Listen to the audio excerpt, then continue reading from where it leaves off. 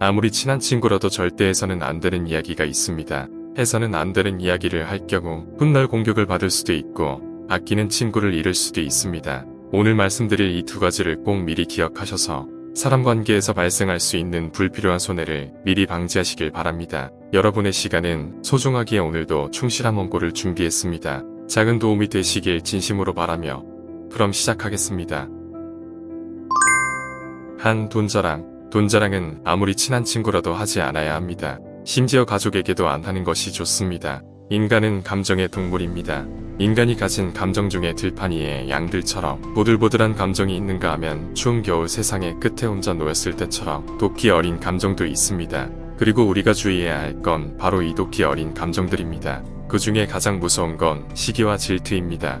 이 두 감정은 매우 비슷한 맥락을 가지는데요. 시기는 초점이 상대방을 향하고 질투는 나를 향합니다.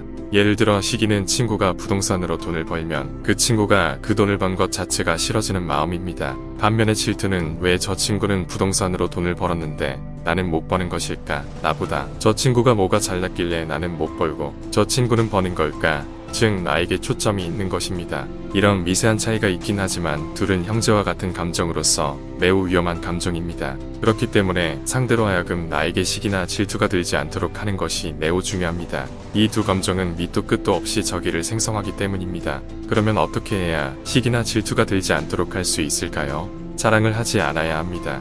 삼국지에 보면 조조가 사마이에게 이런 물음을 하는 장면이 있습니다. 자네, 우리 몸에서 발바닥만이 왜 이토록 새하얀 색을 띠는지 아느냐? 그건 항상 숨겨져 있기 때문이지. 이 말을 새겨들은 사마이는 무려 17년이 넘는 시간 동안 자신의 본심을 숨기고 살다가 결국에는 삼국을 통일하고 자기 손으로 넣게 됩니다. 그리고 현대사회에서는 이 발바닥이 돈입니다. 특히 돈자랑은 절대 하지 않아야 합니다. 돈은 무엇으로도 교환됩니다. 돈이 있으면 원하는 것을 마음껏 먹을 수 있습니다. 가고 싶은 곳도 갈 수 있습니다. 사람을 고용해서 그 사람의 시간, 즉 수명을 살 수도 있습니다. 이 시대의 돈은 신과 같은 역할을 합니다. 그렇기 때문에 사람들은 돈에 탐욕스럽습니다. 그리고 이 돈을 가진 사람을 자연스레 시기하고 질투합니다. 그런데 말입니다.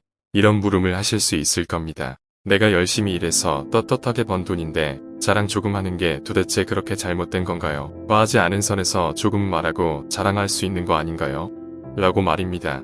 네, 논리적으로는 맞는 말입니다. 하지만 심리적으로는 작동하지 않습니다. 여러분이 아무리 떳떳하고 정당하게 번 돈이라도 그것을 자랑하는 순간 눈앞에서는 다들 박수를 쳐줄지 몰라도 속마음은 그렇지 않습니다. 질투와 시기는 그래서 무서운 겁니다. 논리와 정당성을 엎어버리기 때문입니다. 그렇기 때문에 이 부분을 잘 이해하셔야 합니다. 바로 친근감입니다. 친근감이 있는 사람이 돈자랑을 하면 질투나 시기가 작동합니다. 반대로 친근감이 없는 사람이 돈자랑을 하면 질투나 시기가 덜 작동합니다. 예를 들어 보겠습니다.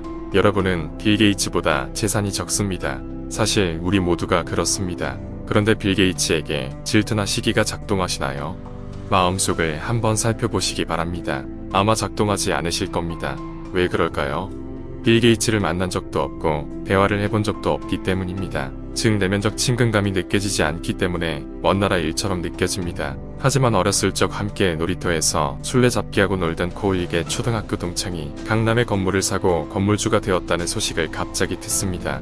또는 같은 회사 같은 직급의 동료가 갑자기 주식으로 큰 돈을 벌게 되었다고 합시다. 그리고 그들이 나와 친구들을 불러놓고 돈 자랑을 한껏 하고 있다고 합시다. 어떠신가요? 위에 빌 게이츠의 경우와는 다른 기분이 조금 드실 겁니다. 나와 비슷한 급의 사람이라고 인식했던 사람이 돈 자랑을 하면 질투와 시기가 작동합니다. 그렇기 때문에 우리는 주위에 절대로 돈 자랑을 해서는 안 됩니다. 왜냐하면 내 주위의 사람은 나를 비슷한 급의 사람이라고 인식하고 있기 때문입니다. 회사 동료든 친구든 모두가 그렇게 생각하고 있습니다.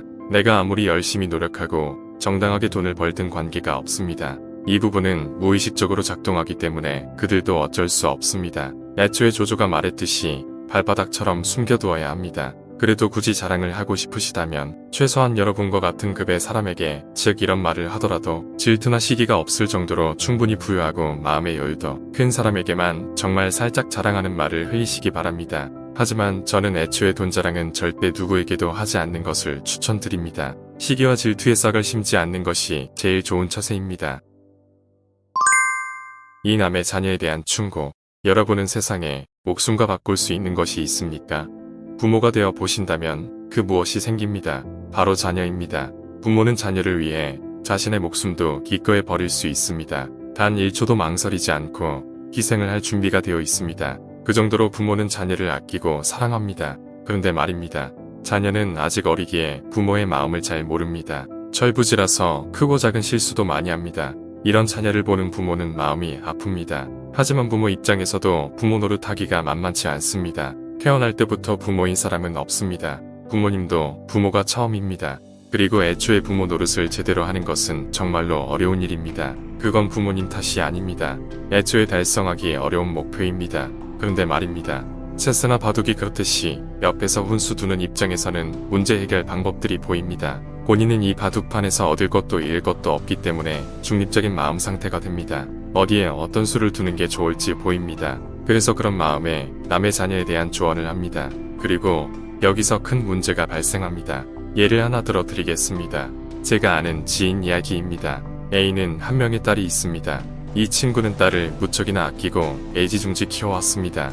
옷도 좋은 옷만 입히고 학원도 제일 비싼 곳에 보냅니다. 그런데 딸은 이러한 부모의 관심이 부담스럽습니다. 친구들과 편하게 떡볶이도 먹고 싶고 편한 옷도 입고 밖에 놀러가고 싶습니다. 하지만 부모 A는 딸이 입는 옷도 만나는 친구도 통제합니다. 혹시나 불량한 학생과 어울리거나 피해를 당할까봐 노심초사하는 마음에서 비롯된 것입니다. 물론 부모 A의 마음은 이해가 갑니다.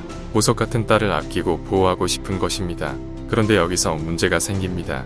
B는 A의 오랜 고등학교 친구입니다. B는 자녀도 없고 결혼도 한 적이 없습니다. 탄탄한 직장을 다니고 있고 집도 있고 차도 있습니다. 소위 말하는 화려한 싱글 라이프를 즐기는 삶을 살고 있습니다. B와 A는 한 달에 한 번 정도 만납니다. 그리고 서로의 이야기를 주고받습니다. 서로의 상황이 완전 반대이기에 반대편 삶의 이야기를 들으며 대리만족도 하고 때로는 위로도 받습니다. 그런데 어느 날이었습니다. A가 딸 이야기를 했습니다. 딸이 이제 고등학생이 되고 머리도 크고 예전처럼 말도 잘 안 듣는다고 합니다. 중학생 때까지는 짜증 한 번 안 내던 착한 딸이었는데 요즘에는 소리도 지르고 방문도 쾅 닫고 들어가서 안 나온다고 합니다. 변한 딸의 모습에 배신감이 느껴지고 덩달아 A도 소리를 지른다고 합니다. 딸이 너무 걱정되는 한편 동시에 A 자신도 큰 스트레스에 하루하루 너무 힘들다고 합니다. 이 이야기를 듣다 B는 하지 말아야 할 이야기를 하게 됩니다. 바로 A와 A의 딸에 대한 조언입니다. A가 하는 말을 듣고 있자니 어떻게 하면 상황이 나아질지 답이 보였습니다. 그래서 친구와 딸을 생각하는 안타까운 마음의 말을 건넸습니다. A, 너는 너무 집착이 심하다. 부모로서 내 마음은 충분히 이해하지만 그렇게 하면 안 된다. 딸이 더 비뚤어질 뿐이다. 고등학생 시기가 매우 중요한데 집안에서 이렇듯 불편하고 불안한 감정이 조성되면 성적에도 영향 미친다. 풀어줄 때는 풀어줘야 한다. 사실 딸은 지금까지 불만이 많이 쌓여 있을 거다. 그 부분을 내가 이해하고 잘 다독거려 주어야 한다 등등.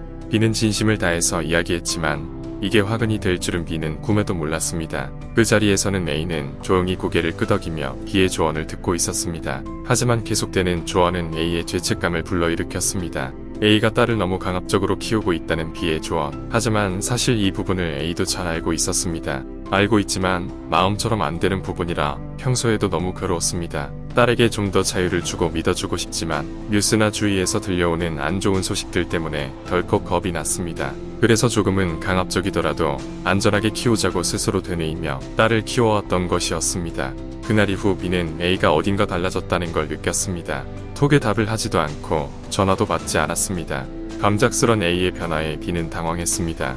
내가 무슨 잘못을 한 건가 되물어봤지만 딱히 생각나는 것이 없었습니다. 굳이 찾자면 진심을 다해 입이 아플 정도로 열심히 조언을 해준 것 뿐이었습니다. 하지만 A의 입장은 정반대였습니다. B는 A의 죄책감을 건드렸습니다. 그것도 자녀에 대한 죄책감입니다. 부모는 안 그래도 자녀에게 항상 미안한 마음입니다. 잘해주고 있어도 더 잘해주지 못해 미안한 것이 부모 마음입니다. 안 그래도 이런 마음을 가진 게 부모인데 거기다 대놓고 죄책감을 느끼도록 자극을 한 것입니다. 꼭 참던 것이 터져버렸습니다. 더는 B를 볼 수 없게 되었습니다.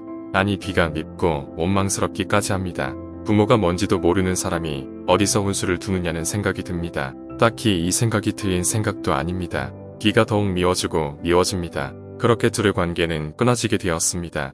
자녀를 키운다는 것은 애초에 매우 어려운 챌린지와 같습니다. 완벽함을 기대해서는 안 됩니다. 완벽하려 하다 보면 자녀를 향한 강한 에너지가 집착으로 어항 왜곡됩니다. 자녀에게 부모의 꿈을 과하게 투사하거나 자녀의 의사 여부에 관계없이 부모가 원하는 방향으로 자녀의 삶을 조정해 나갑니다. 부모 입장에서는 다 자녀가 잘 되기 바라는 마음으로 하는 것이지만 애초에 자녀와 부모는 서로 타인입니다. 복제품이 아닙니다. 추구하는 방향이 같으면 좋겠지만 보통은 길이 다른 경우가 더 많습니다. 그렇기 때문에 부모와 자녀 사이에는 크고 작은 갈등이 항상 존재할 수밖에 없는 매듭 구조입니다.